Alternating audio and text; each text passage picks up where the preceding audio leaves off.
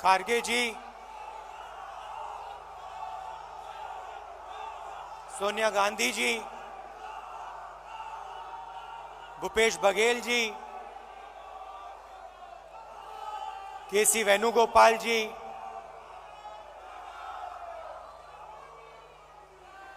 Priyanka Gandhi ji, stage पे Congress party के सब वरिष्ठ नेता, हमारे प्यारे कार्यकर्ता, भाइयों और बहनों, प्रेस के हमारे मित्रों, आप सबका यहां बहुत बहुत स्वागत। और जो लोग इस अधिवेशन को टेलीविजन पे अलग अलग स्टेट्स में देख रहे हैं, उनका भी मैं आज यहां स्वागत करता हूं।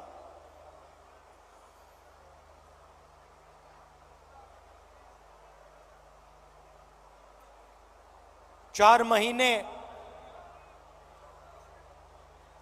कन्याकुमारी से श्रीनगर तक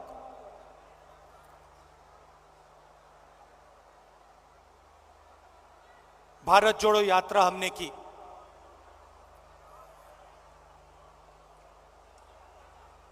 वीडियो में आपने मेरा चेहरा देखा, मगर हमारे साथ लाखों लोग चले थे। हर स्टेट में चले, बारिश में, गर्मी में, बर्फ में, एक साथ हम सब चले।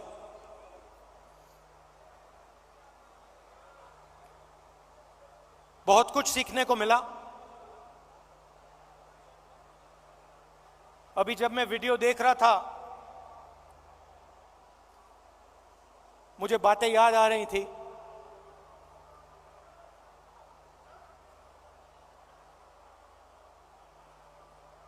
वीडियो में आपने देखा होगा, पंजाब में एक मैकेनिक आकर मुझसे मिला।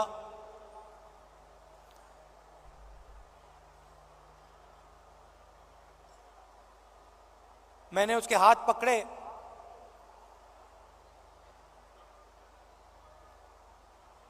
और सालों की जो तपस्या थी उसकी, सालों का जो दर्द था, जो खुशी, जो दुख, जैसे ही मैंने उसके हाथ पकड़े,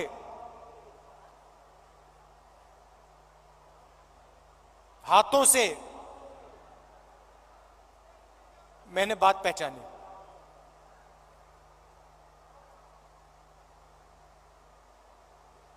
वैसे ही लाखों किसानों के साथ जैसे ही हाथ पकड़ते थे, जैसे ही हाथ मिलाते थे, गले लगते थे, एक ट्रांसमिशन सा हो जाता था। शुरुआत में बोलने की जरूरत होती थी, क्या करते हो,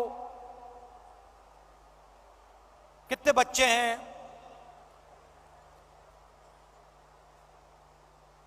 क्या मुश्किलें हैं। ये एक डेढ़ महीना चला, उसके बाद बोलने की जरूरत नहीं होती थी।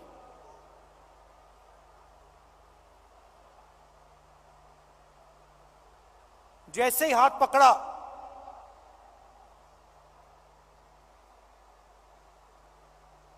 गले लगे, सन्नाटे में एक शब्द नहीं बोला जाता था, मगर जो उनका दर्द था, जो उनकी मेहनत थी, एक सेकंड में मुझे समझ आ जाती थी। और जो मैं उनसे कहना चाहता था, बिना कुछ बोले वो समझ जाते थे। अभी मैंने देखा, आपने वो बोट रेस देखी होगी केरल में।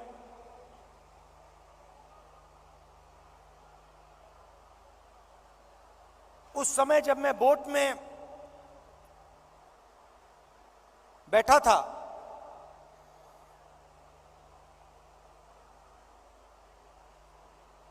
पूरी टीम के साथ मैं रोइंग कर रहा था, मेरे पैर में भयंकर दर्द था। मैं उस फोटो में मुस्कुरा रहा हूं, मगर मेरे दिल के अंदर रोना आ रहा था, इतना दर्द था।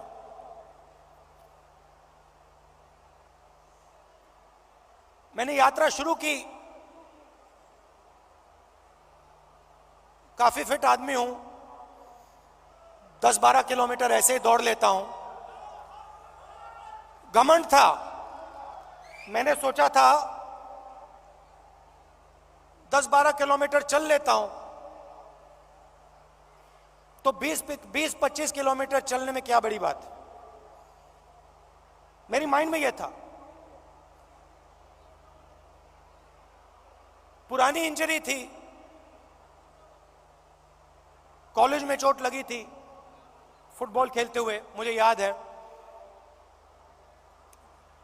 मैं दौड़ रहा था, मेरे दोस्त ने पीछे से अड़ंगी मार दी और घुटने में चोट लगी।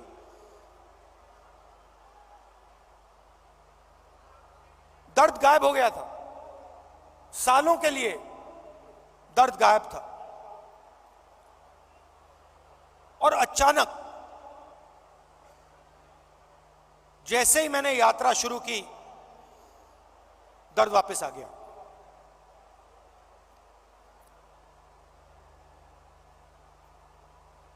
आप मेरे परिवार हो तो मैं कह सकता हूं आपसे, सुबह उठता था, सोचता था कैसे चला जाए, और फिर उसके बाद सोचता था कि भाई 25 किलोमीटर नहीं, 3,500 चलने, केरला की बात है, 3,500 किलोमीटर चलने हैं, कैसे चलूंगा।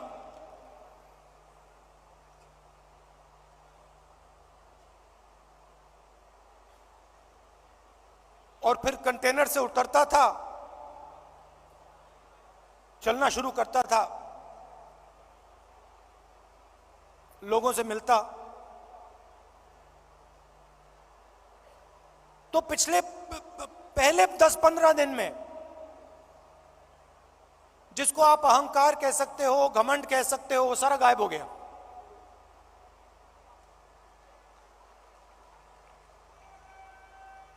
क्यों गायब हुआ?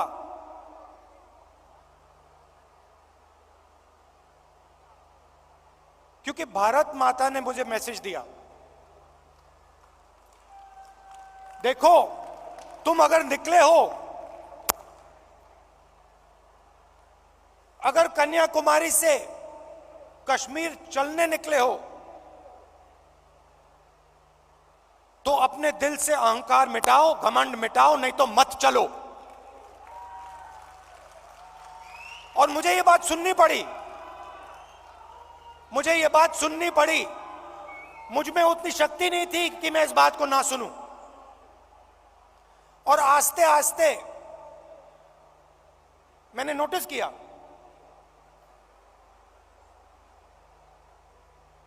मेरी आवाज चुप होती गई। पहले किसान से मिलता था, मैं उसको अपना ज्ञान समझाने की कोशिश करता था। थोड़ी जो मुझ में जानकारी है खेती के बारे में, मनरेगा के बारे में,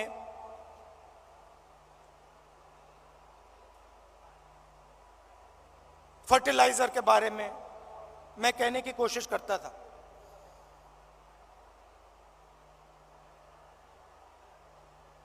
आस्ते आस्ते ये सब बंद हो गया।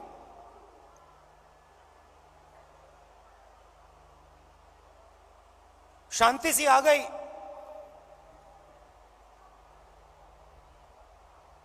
और सन्नाटे में मैं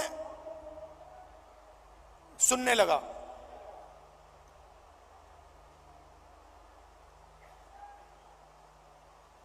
ये आस्ते आस्ते आस्ते आस्ते ये बदलाव आया। और जब मैं जम्मू कश्मीर पहुंचा,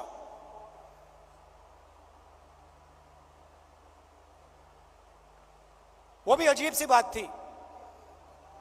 जब मैं जम्मू कश्मीर पहुंचा, मैं बिल्कुल चुप हो गया।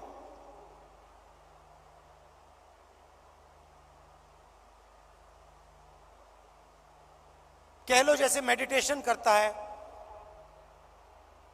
प्रियंका और मैं, विपासना करते हैं, वैसी बात हो गई कि बिल्कुल चुप हो गया मैं।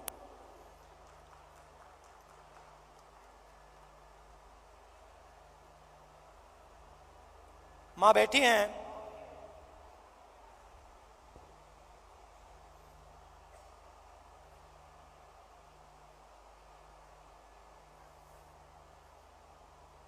मैं छोटा सा था, 1977 की बात है।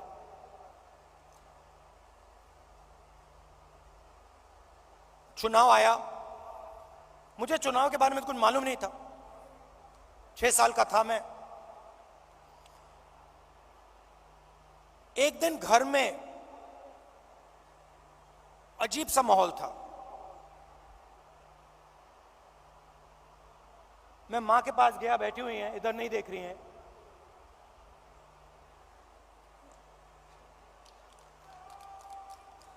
मां के पास गया, मैंने मां से पूछा मम्मी क्या हुआ? और मां कहती हैं हम घर छोड़ रहे हैं। तब तक मैं सोचता था कि वो घर हमारा था। तो मैंने मां से पूछा, मां हम अपने घर को क्यों छोड़ रहे हैं?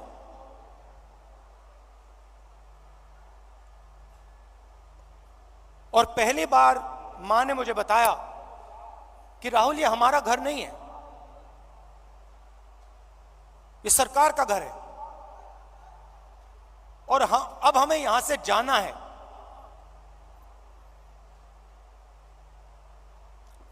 मैंने मां से पूछा, मां कहां जाना है? कहती है नहीं मालूम।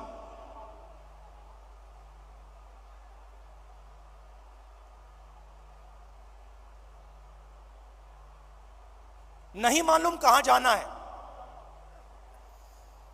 मैं हैरान हो गया। मैंने सोचा था कि वो हमारा घर था।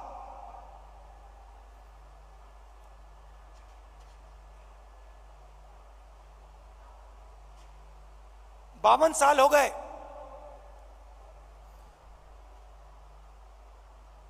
मेरे पास घर नहीं है, आज तक घर नहीं है। और हमारे परिवार का जो घर है वो इलाहाबाद में है, वो भी हमारा घर नहीं है। तो जो घर होता है उसके साथ मेरा बड़ा अजीब सा रिश्ता है। मैं 12 तुगलक लेन में रहता हूं, मगर मेरे लिए वो घर नहीं है। तो जब मैं निकला, कन्याकुमारी से निकला, मैंने अपने आप से पूछा कि भाई मेरी जिम्मेदारी क्या बनती है। अब मैं चल रहा हूं, भारत का दर्शन करने निकला हूं, भारत को समझने के लिए निकला हूं। हजारों लाखों लोग चल रहे हैं, भीड़ है, मेरी क्या जिम्मेदारी है?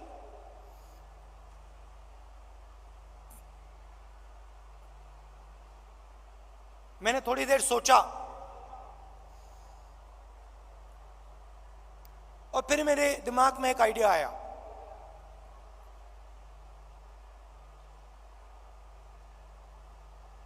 मेरे ऑफिस के लोगों को मैंने बुलाया जो मेरे साथ थे, मेरे साथ चल रहे थे, मैंने उनको कहा देखिए यहां पे हजारों लोग चल रहे हैं, धक्का लगेगा, लोगों को चोट लगेगी,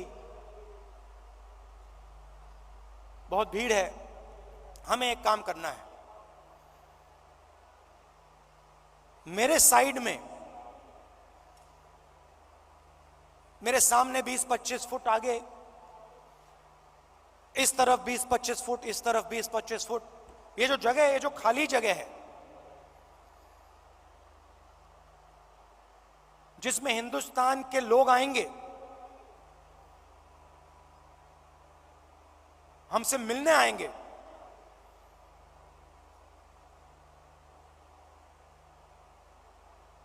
अगले 4 महीने के लिए वो हमारा घर है। मतलब ये घर हमारे साथ चलेगा। सुबह 6 बजे से शाम 7 बजे तक ये घर हमारे साथ चलेगा। और मैंने सबसे कहा देखिए इस घर में जो भी आएगा, अमीर हो गरीब हो,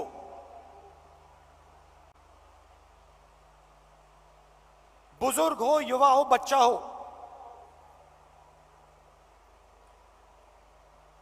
किसी भी धर्म का हो, किसी भी स्टेट का हो, हिंदुस्तान से बाहर का हो,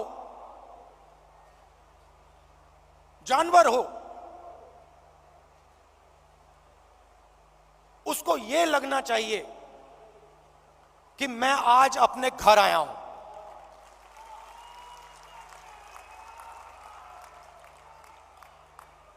और जब वो यहां से जाए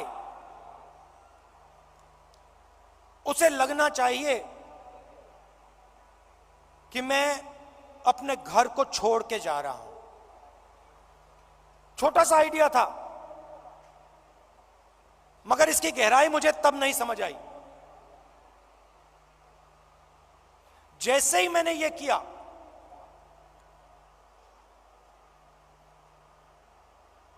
जिस दिन मैंने यह किया, उस दिन यात्रा बदल गई, जादू से बदल गई।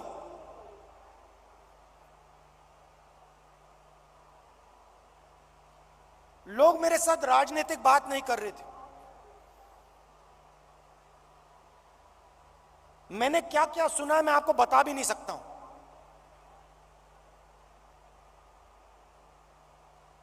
हिंदुस्तान की महिलाओं ने मुझे क्या कहा है इस देश के बारे में, मैं आपको बता नहीं सकता हूं।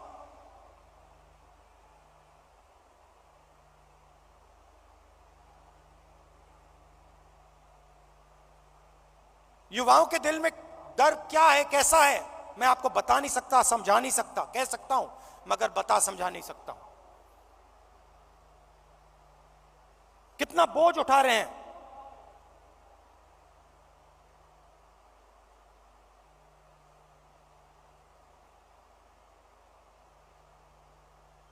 तो बिल्कुल रिश्ता बदल गया।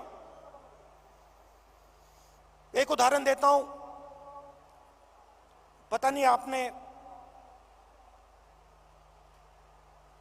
शायद नहीं देखा। चल रहे थे हम सुबह सुबह,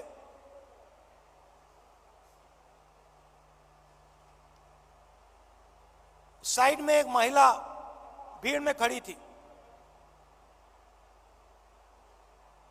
झिझक के उसने ऐसे किया मुझे। जैसे ही मैंने देखा मैंने उसको बुलाया। मुझे बात अजीब सी लगी।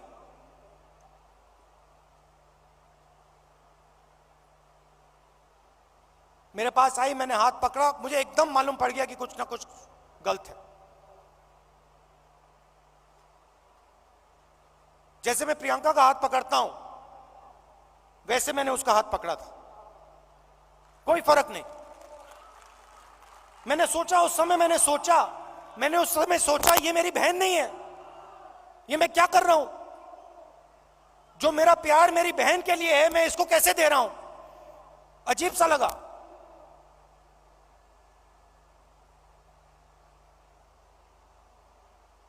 मुझे मेरा हाथ पकड़ती है, कहती है राहुल, राहुल जी भैया मैं आपसे मिलने आई हूं।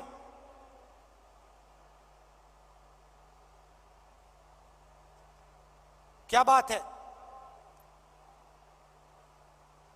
मेरा पति मुझे मार रहा है, पीट रहा है।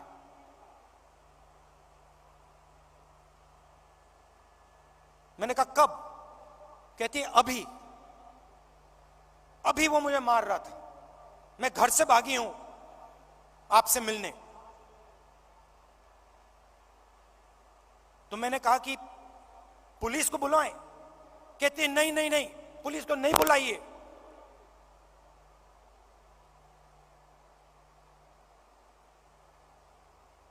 फिर मुझे कहती है अब मैं जा रही हूं वापस, फिर से पिटने जा रही हूं। मगर मैं आपको सिर्फ यह बताना चाहती थी कि मेरे साथ क्या हो रहा है। ये महिला अकेली नहीं है, ऐसी लाखों करोड़ों महिलाएं इस देश में। तो ये सब मुझे सुनने को मिला। और इस घर को हम आस्ते आस्ते आस्ते जम्मू कश्मीर तक ले गए।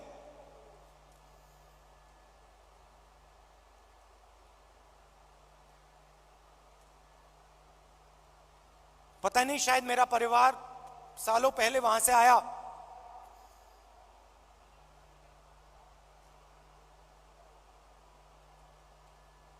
मैंने सोचा कि अजीब सी बात है, कन्याकुमारी से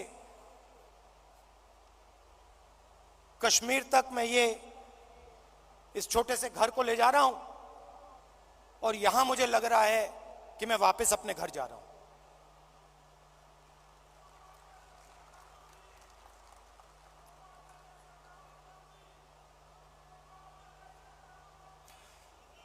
कश्मीर में हम घुसते हैं,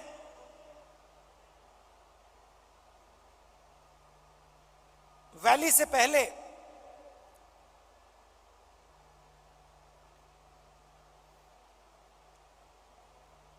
बर्फ है,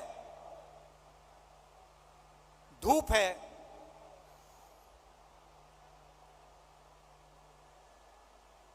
जैसे आज,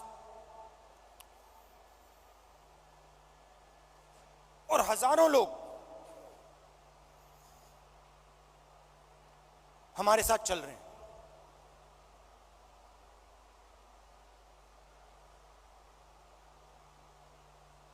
एक लड़का आता है मेरे पास, मेरे साथ चलता है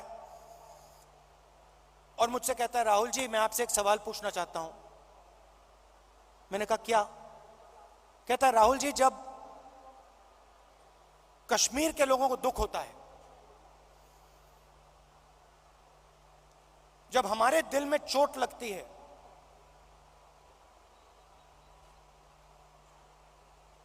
तो बाकी हिंदुस्तान के लोगों को खुशी क्यों होती है?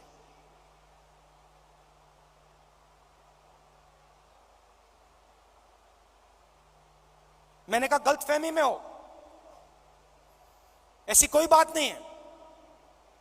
मैं कन्याकुमारी से यहां तक आया हूं, मैं दावा देके कह सकता हूं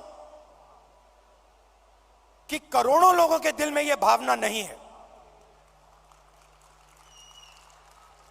करोड़ों लोग हर हिंदुस्तानी के दर्द के साथ,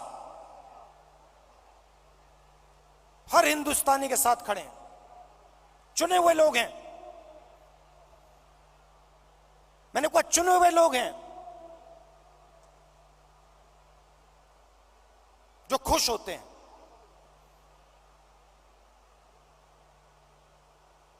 हजारों में होंगे, मगर हिंदुस्तान में करोड़ों लोग हैं।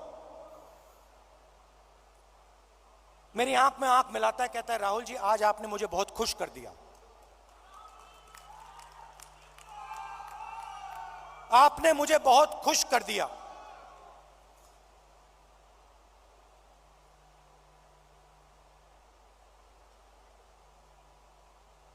बातचीत करते हुए मैं देख रहा था चारों ओर तिरंगा, सड़क पे तिरंगा, पहाड़ों पे तिरंगा, पीछे तिरंगा, आगे तिरंगा, सब जगह तिरंगा।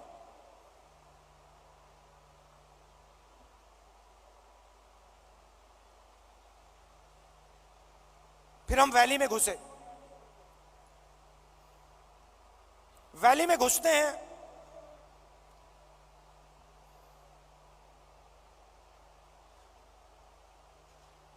बादल छा जाते हैं,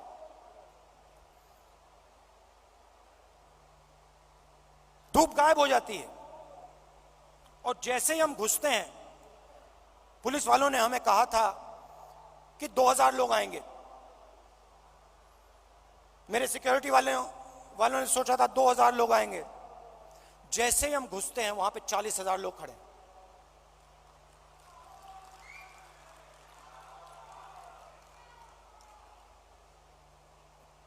जैसे ही पुलिस वालों ने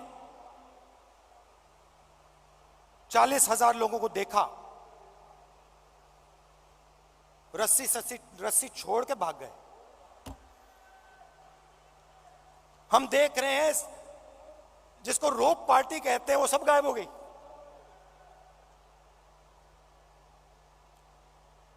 सब गायब हो गई।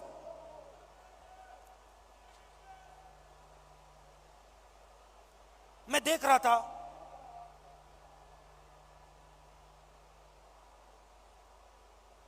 हिंदुस्तान के सबसे टेररिस्ट इन्फेस्टेड जिले में जहां भी आप देखो, तिरंगा तिरंगा तिरंगा तिरंगा तिरंगा, सब जगह। कौन उठाए थे तिरंगा? हमारे पास सिर्फ 125 यात्री थे। कश्मीर के लोग तिरंगा उठाए थे। एक ने नहीं उठाया था, हजारों ने उठा रखा था। और यही कहानी पूरे कश्मीर में, अनंतनाग, पुलवामा, जिसको टेररिस्ट इन्फेक्टेड डिस्ट्रिक्ट कहा जाता है, हर डिस्ट्रिक्ट में पहाड़ों पे, सड़क पे, आगे पीछे तिरंगा। किसके हाथ में? कश्मीरी युवाओं के हाथ में।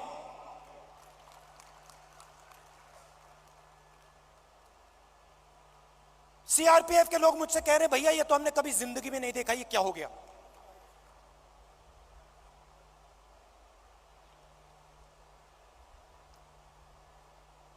फिर मैं आया, पार्लियामेंट में मैंने प्रधानमंत्री जी का भाषण सुना।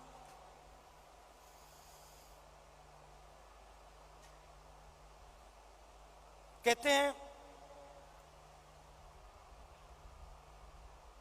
कि मैंने भी जाके लाल चौक में तिरंगा फहराया था।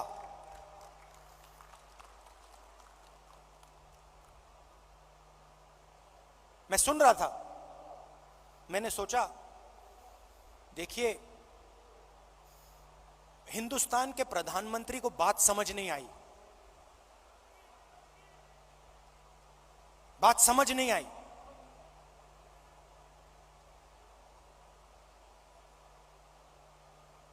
नरेंद्र मोदी जी ने बीजेपी के 15-20 लोगों के साथ जाकर लाल चौक पे तिरंगा फहराया। भारत जोड़ो यात्रा ने लाखों कश्मीरी युवाओं के हाथ से तिरंगा फहराया।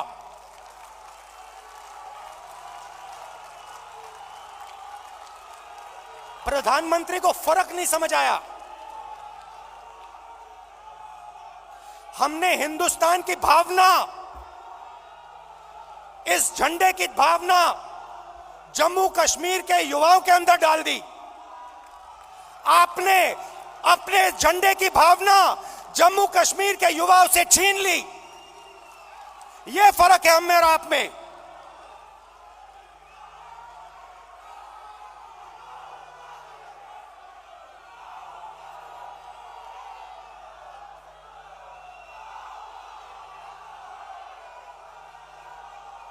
ये जो झंडा है, ये जो तिरंगा है, ये दिल की भावना है, ये दिल के अंदर से आती है। हमने इस भावना को कश्मीर के युवाओं के दिल के अंदर जगाया। हमने उनसे नहीं कहा कि भैया तुम्हें तिरंगा लहराना है, तुम्हें तिरंगा उठा के चलना है, नहीं, किसी से नहीं कहा। अपने आप आए, हजारों लाखों आए और अपने हाथ में तिरंगा उठा के चले। क्यों चले? मैं आपको बताता हूं। कश्मीरी युवा ने मुझे कहा, मुझे कहता है राहुल जी आज मैं आपके साथ तिरंगा लिए चल रहा हूं। जानते हो क्यों? मैंने कहा क्यों? कहते क्योंकि आपने हम पर और मुझ पर भरोसा किया है। आपने अपना दिल हमारे लिए खोला है और हम अपना दिल आपके लिए खोलेंगे।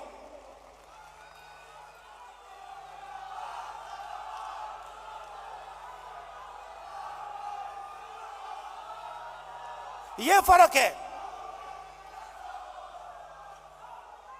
हिंदुस्तान एक भावना है, एक सोचने का तरीका है, इज्जत है, आदर है, मोहब्बत है। और ये जो झंडा है, जो तिरंगा है, इसका इस भावना का ये चिन्ह है। और भारत जोड़ो यात्रा ने इस भावना को पूरे देश में फैलाया है। और यह काम राहुल गांधी ने नहीं किया है, यह काम कांग्रेस के कार्यकर्ता ने किया है, कांग्रेस के नेताओं ने किया है, हिंदुस्तान की जनता ने किया है।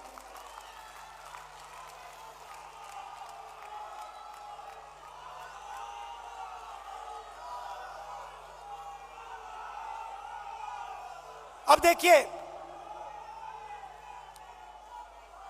देखिए सरकार की सोच के बारे में आज आपको बताना चाहता हूं। कुछ दिन पहले इंटरव्यू में एक मंत्री ने कहा कि चाइना की इकोनॉमी हिंदुस्तान की इकोनॉमी से बड़ी है, तो हम उनसे कैसे लड़ सकते हैं। चाइना की इकोनॉमी हिंदुस्तान की इकोनॉमी से बड़ी है, तो हम उनसे कैसे लड़ सकते हैं।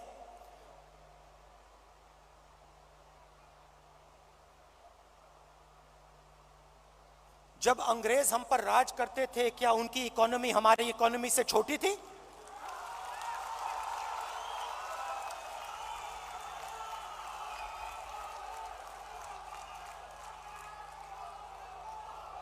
लड़ाई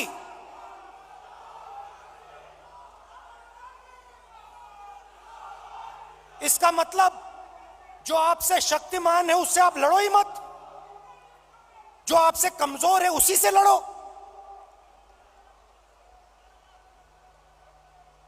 इसको कायरता कहा जाता है।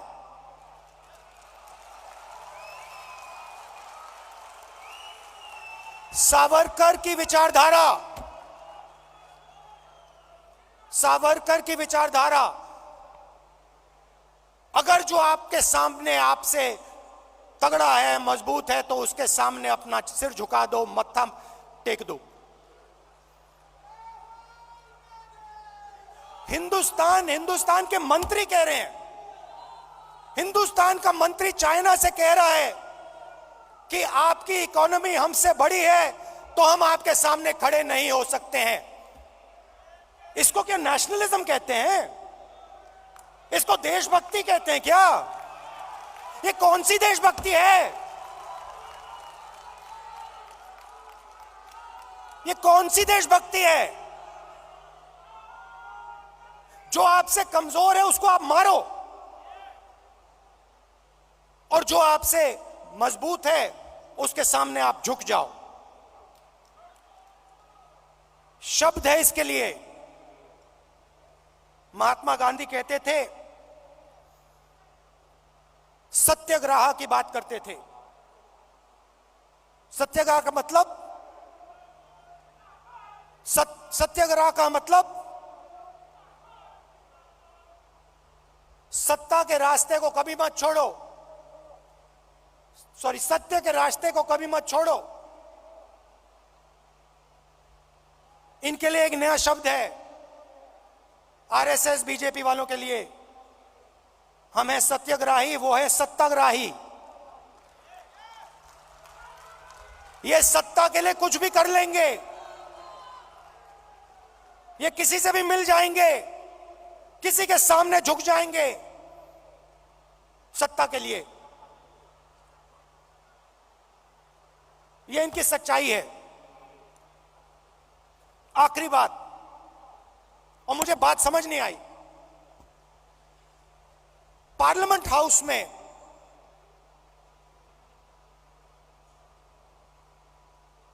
मैंने एक उद्योगपति पे आक्रमण किया, अदानी जी पे मैंने आक्रमण किया। मैंने कहा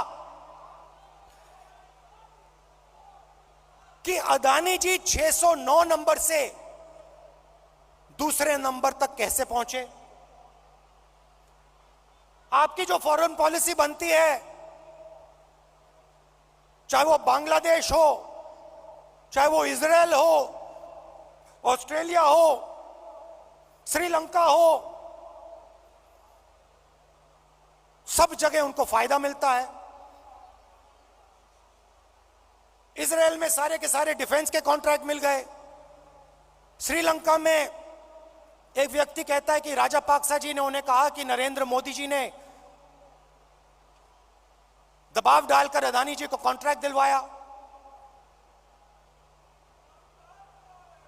तो मैंने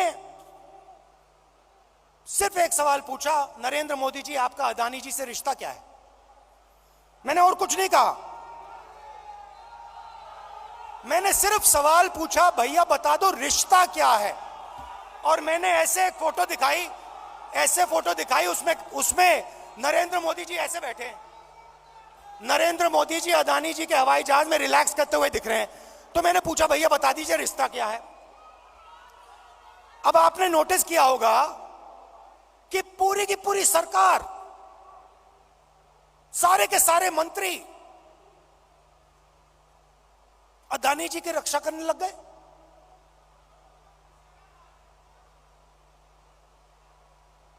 अदानी जी की रक्षा करने लग गए। कहते हैं जो अदानी जी पे आक्रमण करता है वो देशद्रोही है। मतलब अदानी जी देश के सबसे बड़े देशभक्त बन गए। और बीजेपी और आरएसएस इस व्यक्ति की रक्षा कर रही है। सवाल यह उठता है, रक्षा क्यों कर रही है? क्या है इस अदानी में जो बीजेपी और आरएसएस को, सब मंत्रियों को इसकी रक्षा करने की जरूरत पड़ रही है?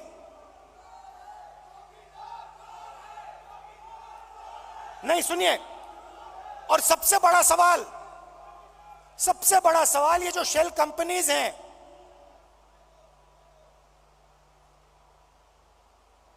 जो हजारों करोड़ रुपया हिंदुस्तान भेज रही हैं,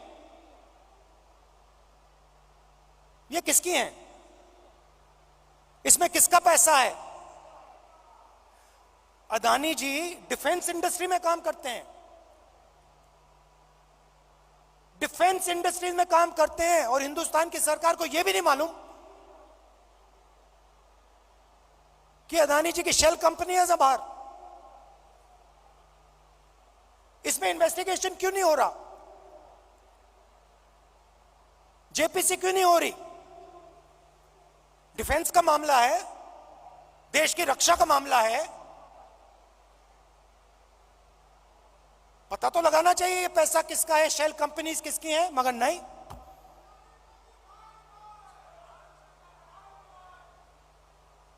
तो ये बहुत बड़ा सवाल है। एलआईसी का इन्वेस्टमेंट है,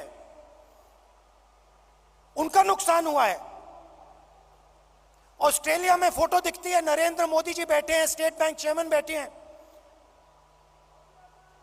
वहां के चीफ मिनिस्टर बैठे हैं, अदानी जी बैठे हैं एक मेज पर।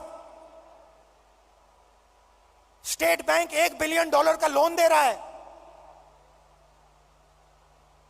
नरेंद्र मोदी जी उस मेज पे क्यों बैठे हैं? क्या लेना देना नरेंद्र मोदी जी का स्टेट बैंक और अदानी के बीच में? क्या लेना देना? तो ये सवाल है, और ये सवाल मैंने पूछे, नरेंद्र मोदी जी से पूछे, बहुत सीधा जवाब था, कोई रिश्ता नहीं है। सिंपल सा जवाब था। हमने पूछा रिश्ता क्या है, नरेंद्र मोदी जी कह सकते थे कोई रिश्ता नहीं।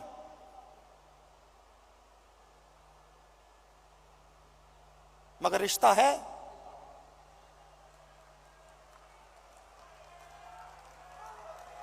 रिश्ता है। भाइयों और बहनों,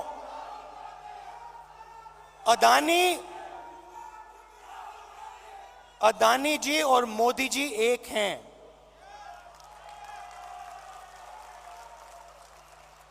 एक हैं। और देश का पूरा धन, पूरा का पूरा धन एक व्यक्ति के हाथ में जा रहा है। Airports, ports, defence, infrastructure, storage, agricultural storage, सेब, हिमाचल प्रदेश में सेब, कश्मीर में सेब, पूरा का पूरा धन एक व्यक्ति के हाथ में जा रहा है। और जब हम प्रधानमंत्री से पूछते हैं ये 609 से 2 कैसे पहुंचा, बस ये बता दीजिए रिश्ता क्या है, हमारी पूरी की पूरी स्पीच एक्सपंज हो जाती है। खारगे जी की पूरी स्पीच एक्सपंज हो जाती है। अदानी जी के बारे में हिंदुस्तान के पार्लियामेंट हाउस में सवाल नहीं पूछा जा सकता है। हम पूछेंगे, एक बार नहीं, हजारों बार पूछेंगे, रुकेंगे नहीं।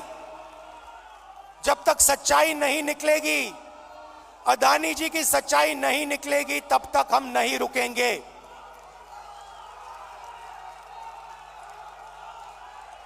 क्योंकि, और इसका एक कारण है भाई और बहनों, और खास तौर से जो लोग अदानी जी की कंपनी में काम करते हैं, उनसे मैं कहना चाहता हूं, ये आपकी जो कंपनी है, ये देश को नुकसान पहुंचा रही है। ये देश के पूरे इंफ्रास्ट्रक्चर को छीन रही है। भाइयों और बहनों, याद रखिए, आजादी की लड़ाई भी ईस्ट इंडिया कंपनी के खिलाफ हुई थी। वो भी एक कंपनी थी। उस कंपनी ने भी हिंदुस्तान का सारा धन, सारा इंफ्रास्ट्रक्चर,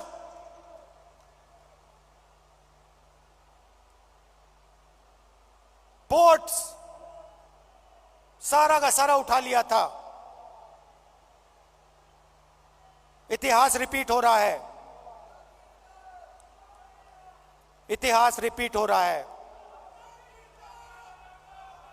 ये देश के खिलाफ काम हो रहा है, और अगर देश के खिलाफ काम होगा तो कांग्रेस पार्टी खड़ी हो जाएगी, लड़ जाएगी।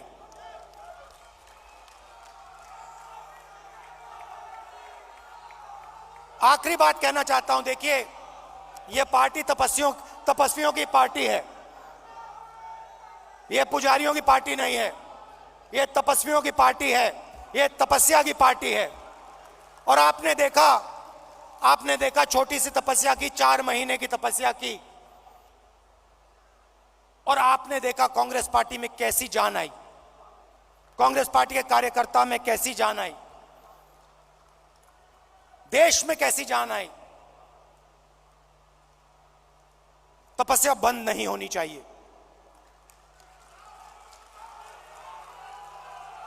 तपस्या बंद नहीं होनी चाहिए। प्रोग्राम चलना चाहिए, तपस्या का प्रोग्राम होना चाहिए, उसमें हर कांग्रेस के कार्यकर्ता को शामिल होना चाहिए, हर नेता को शामिल होना चाहिए। उस प्रोग्राम में दर्द लगना चाहिए, मुश्किल होनी चाहिए, पसीना निकलना चाहिए, चोट लगनी चाहिए। खारगे जी कांग्रेस के प्रेसिडेंट हैं, सीनियर नेता बैठे हैं, तपस्या का प्रोग्राम बनाइए।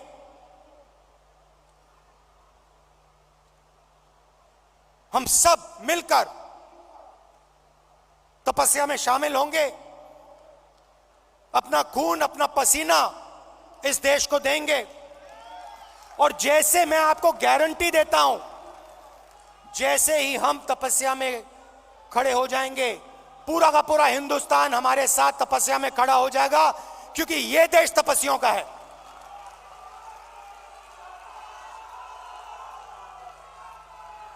तो प्रोग्राम बनाइए, खारगे जी प्रोग्राम बनाइए, आपकी पूरी की पूरी टीम, जिसमें मैं शामिल हूं, कांग्रेस के सब नेता शामिल हैं, हर एक कार्यकर्ता शामिल है, देश की जनता शामिल है। उस प्रोग्राम को हम चलाएंगे, तपस्या करेंगे, अपना खून पसीना देंगे। बहुत बहुत धन्यवाद। जय हिंद, नमस्कार।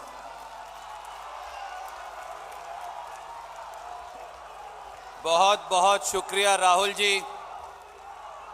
एक जोशीले, एक इंस्पायरिंग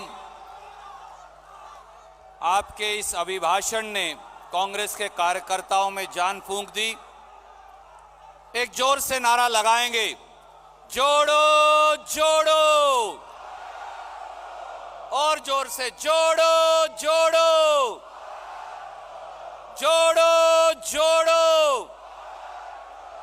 साथियों, ठीक 1:30 पर यानी 1:30 बजे कांग्रेस के सम्मानित अध्यक्ष आदरणीय मल्लिकार्जुन खड़गे जी अपना अध्यक्षीय भाषण देंगे और 2 बजे इस 85वें महाअधिवेशन की कार्यवाही संपन्न हो जाए।